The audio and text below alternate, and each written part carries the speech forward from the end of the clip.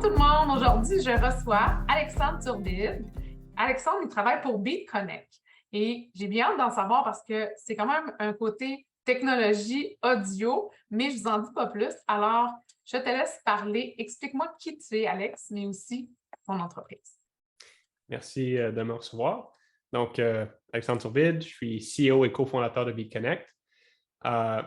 Essentiellement, Beat Connect, c'est une compagnie dans le music tech. Pour ceux qui ne sont pas nécessairement au courant, Montréal, comme dans bien des domaines, on est rendu une plaque tournante dans la technologie. On était là pour le AI, on était là pour tout ce qui était blockchain. Puis là, en ce moment, on est vraiment rendu dans le entertainment tech.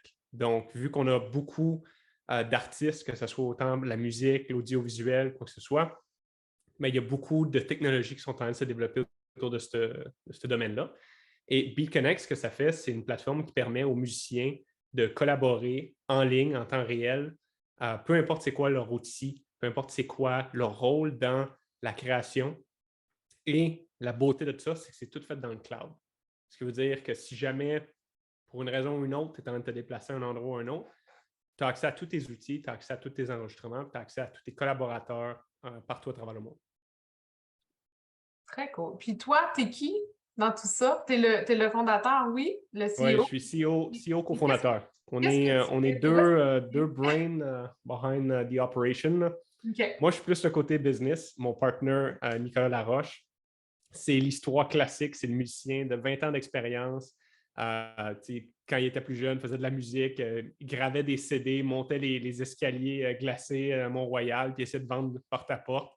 Wow. Puis après ça, il est devenu un codeur honnêtement hallucinant. Pour ceux qui font de la tech, je peux vous dire tout de suite, là, il y a beaucoup de gens qui, qui se sont cassés un peu les neurones à essayer de développer vraiment un protocole de collaboration en temps réel pour la musique. C'est la première personne dans le monde à avoir réussi à faire ça. Wow. Très hot. Puis là, dans le fond, vous avez parti, ça fait combien de temps, cette compagnie-là? 2 ans et demi. Deux C'était ans et demi. en avril 2020. Donc, c'était vraiment au début de COVID. Je sais, le timing est incroyable. On a parti, en fait, ça, c'est vraiment l'incorporation de la business, mais on a commencé en janvier. Parce que moi et Nicolas, on s'est rencontrés, on travaillait tous les deux chez Radio-Canada. Dans le département tech, on était rentrés sur un gros projet que je ne peux pas vraiment parler, mais essentiellement, on s'est rencontrés et on s'est rendu compte un peu, ouais, la grosse boîte, la grosse machine corpo, c'est peut-être pas pour nous. Est-ce qu'on peut faire de quoi? Puis on a vite vu qu'on avait des atomes crochus, mais aussi des complémentarités au niveau de nos compétences. Lui étant un musicien depuis 20 ans, il a tout de suite vu un peu, moi, ça fait des années que je suis là-dedans, tous ces problèmes-là que jamais personne n'a réussi à résoudre. Voyons si on est capable de faire de quoi. Très hot. Très hot. Puis là, votre alliance a donné fruit à BitConnect, puis vous avez parti, dans le fond, votre alliance en 2020. Puis là, les opérations, tout ça, la plateforme, vous n'êtes plus à l'état de test, là, vous êtes lancé, puis vous avez des clients. Fait que ça serait qui vos genres de clients pour vous là, qui travaillent avec vous? On les appelle les bedroom producers.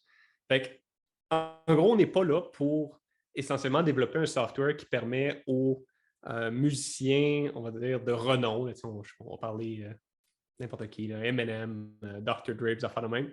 Eux autres, ils ont déjà l'argent pour se déplacer dans des studios partout à travers le monde. On parle vraiment de hobbyistes ici. OK. Donc, je donne un exemple. Moi, je fais beaucoup d'escalade dans la vie. Ouais. Quand je rentre à Mec, je pourrais dépenser 1000$ à chaque fois, même si je n'ai pas besoin d'une nouvelle corde, j'ai pas besoin. C'est juste, je suis comme ça. C'est ta Pour passion. la, pour la musique, c'est la même chose. Il y a plein de gens que dans leur day-to-day, c'est des ingénieurs, des designers. Et quand ils veulent faire de la musique, quand ils arrivent à la musique, ils deviennent un peu fous. Il faut qu'ils achètent le nouvel instrument, il faut qu'ils achètent le nouveau son, le nouveau soundpack pour créer de quoi. Fait que nous, on joue dans ce marché-là. OK, intéressant. Puis quand vous voulez leur parler, vous leur parlez de quelle façon au niveau marketing? Avez-vous des outils? Là, je déborde un peu de mes questions habituelles, mais je trouve que c'est Oh, quand même let's go. intéressant de poser cette question-là.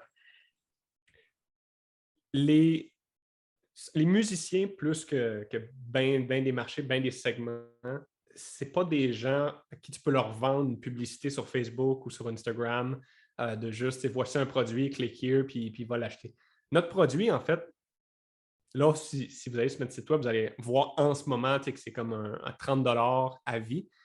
Mais le 30 à vie, c'était juste une forme de validation de marché pour être sûr qu'il y avait assez d'intérêt, que les gens étaient prêts à mettre de l'argent pour un produit comme ça, parce qu'on s'apprête à lancer une nouvelle version en novembre qui va être gratuite.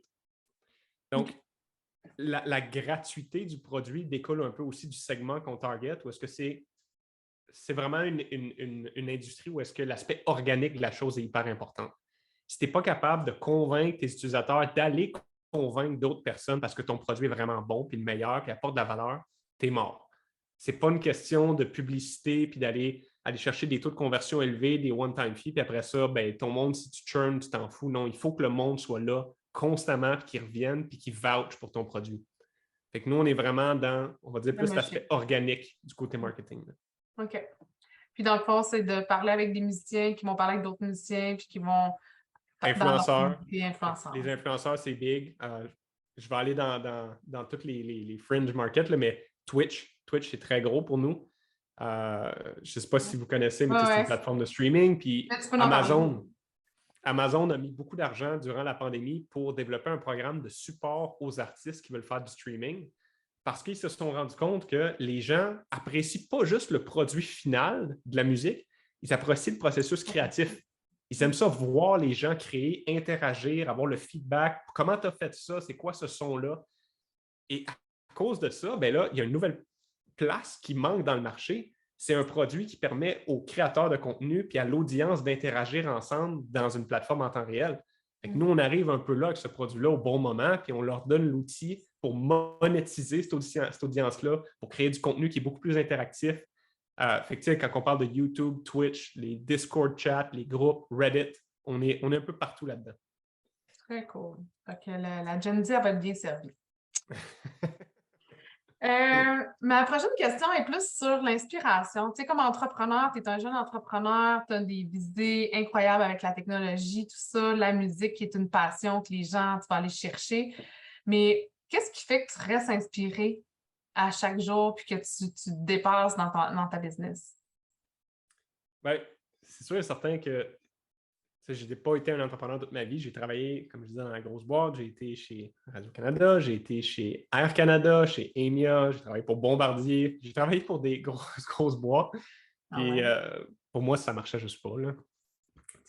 Quand tu réalises que des fois, tu as peut-être une idée pour changer quelque chose, pour améliorer, puis que ça ne passe juste pas parce que c'est ça. C'est la manière que les choses sont roulées. Ouais. C'est encore frais dans ma mémoire pour dire que je me sens choyé de pouvoir être dans ma business puis tous les jours. Si on a des idées ou si on veut faire de quoi de différent, si on veut pivoter parce qu'on pense qu'il y a une opportunité, de pouvoir le faire. Cette liberté-là, c'est ça qui me drive à tous les jours. C'est vraiment de dire, c'est pas, comment est-ce que je peux dire, c'est pas pour tout le monde dans le sens que il y a bien des jours où je me lève et je me dis, hey, j'aimerais vraiment ça, juste dire que je fais mon 9 to 5 puis that's it. Je peux comme dire que le week-end, je clock out. Là. On est toujours sur notre téléphone. Dernier truc que je regarde dans ma journée, c'est mon téléphone. Ça a ses avantages, ses inconvénients, mais moi, je ne les changerais pas pour rien au monde. Je te comprends. Je suis un peu à la même place. On a le même background aussi, mais pas les mêmes compagnies. Mais je te comprends très bien. Puis, est-ce que je travaille moins? Non. Mais est-ce que je suis plus libre et est-ce que ça fait partie de mes valeurs? Fait que, oui. Je te comprends. Il y a un peu... Dis-moi, est-ce que, mettons que je te regarde là, aller, tu as des inspirations, tu as sûrement eu des défis aussi dans ta business, déjà avec, même si ça fait peu de temps. Ça serait quoi, à ton avis, des conseils que tu pourrais donner à quelqu'un qui regarde sa business aller puis qui vit une croissance, mais que là, à quelque part, il se dit, hey, je vis un chaos, mais mon chaos, il est semi-contrôlé, là, quand même. Ça serait quoi un conseil que tu pourrais dire à un entrepreneur qui vit une croissance puis qui doit voir peut-être tous ces angles morts pour passer au travail? Ouais. Premièrement, moi, juste quand on parle, on dit il vit de la croissance. Premier truc qu'il faut faire, c'est juste prendre un pas de recul puis d'apprécier un peu ce qui a été bâti. Parce que c'est tellement dur. On a vécu des succès dernièrement.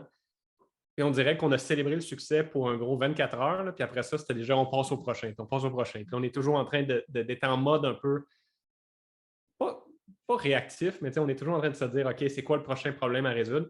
Fait que si vous vivez de la croissance, puis si vous êtes vraiment en train d'avoir du succès, appréciez-le. Vraiment, là, se dire, il ne faut pas juste penser au outcome dont on va être où dans 10 ans. Il faut vraiment vivre le moment des fois. Puis personnellement, c'est quelque chose qui m'a vraiment permis de me recentrer. Parce que sinon, tu vis un burn-out. Tu es toujours en train de travailler, toujours dans une espèce d'esprit négatif.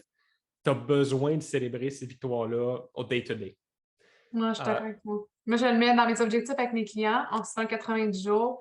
OK, si quand tu vas aller chercher ta nouvelle chef comptable, ben, je veux que tu célèbres le son, tu trouves un verre de vin, même si on est mardi soir, puis let's go, célèbre les fameux milestones. Moi, je l'utilise souvent. C'est de dire, OK, c'est quoi mes éléments clés, puis c'est quand je célèbre. OK, quand je vais avoir eu mon 20e client, ça va être là que je vais le faire, puis de le prendre ce moment-là, puis de se donner un petit cadeau. Moi, souvent, je leur dis, OK, oui, c'est beau pour ton équipe, c'est beau pour ta famille. Toi, je te dis pas t'es pas obligé de t'aller t'acheter une sacoche à 3000 $, mais c'est quoi le petit cadeau que tu vas te faire, tu comprends, pour toi, pour dire, hey, good job, you deserve it, c'est hot. C'est exactement ça. Oui, je suis à la même place que toi. Aussi, quand on travaille en business, on a souvent des dictons, des petites phrases clés qui nous permettent souvent de se dire ah, ça, je viens accrocher. Moi, j'en avais une que quand ça a été un déclencheur pour me partir en affaires. Toi, t'en as-tu un dicton qui est révélateur ou que tu utilises encore aujourd'hui? J'en ai un, puis je ne le partage pas avec mes partenaires non plus. C'est vraiment purement moi dans ma tête. Excuse-moi d'être en anglais, là, mais c'est Colin R. Davis qui dit The road to success and the road to failure are almost exactly the same. Parce que quand tu pars une business, surtout dans le milieu tech, il y a comme une longue période de temps avant que tu arrives à un point où tu peux dire ça marche. J'ai un product market fit, j'ai assez d'utilisateurs, on s'en va dans la bonne direction, puis ça monte. Ce qui veut dire qu'il n'y a aucune balise pour te dire est-ce que je m'en vais dans la bonne direction ou non. C'est 2 ans à l'aveuglette, dans le noir, où est-ce que tu veux juste développer, tu mets de l'argent puis tu espères. Après ça, de te dire, encore une fois, the road to success ou road to failure, tu ne peux pas le savoir. Ça va souvent être la même chose jusqu'à temps que ça ne le soit plus.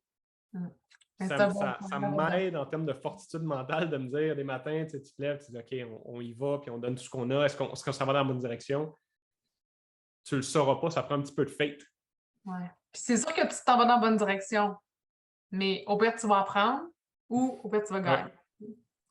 OK, non, j'aime ça. Bien, merci. En tout cas, ça a été une belle petite phrase. Puis, tu sais, en finissant, être un entrepreneur, tu sais, je pense que dans le domaine de la tech, ça va être un beau défi. Mais la beauté, c'est que quand tu n'essayes pas, tu ne sais pas ce que ça va donner. Fait que là, tu as pris ton courage puis tu as sauté dans tout ça avec quelqu'un qui a une passion aussi. Puis, tu sais, je pense que d'allier technologie, musique, vous devez avoir du plaisir, en tout cas, dans votre... mon Dieu, oui. Vraiment, vraiment. Puis le pire est fait. On vient de closer notre ronde de financement, fait qu'on est good pour un autre 2-3 ans. Là. Ah, bien, félicitations. Fait qu'on va vous suivre sur vos plateformes, assurément. On va aller essayer ça. Là. Je suis peut-être pas la meilleure chanteuse, mais ma fille, probablement, elle va être une cliente vraiment intéressée d'aller voir tout ça. Fait qu'on va aller fouiller, voir qu'est-ce qu'on peut faire avec Beat Connect. Puis dis-moi, on te retrouve sur tes plateformes, sur ton site Internet. On va le mettre le lien dans le lien de l'infolettre et bien entendu des réseaux sociaux aussi. Donc, merci pour ton temps aujourd'hui, Alexandre. C'était un plaisir de te rencontrer.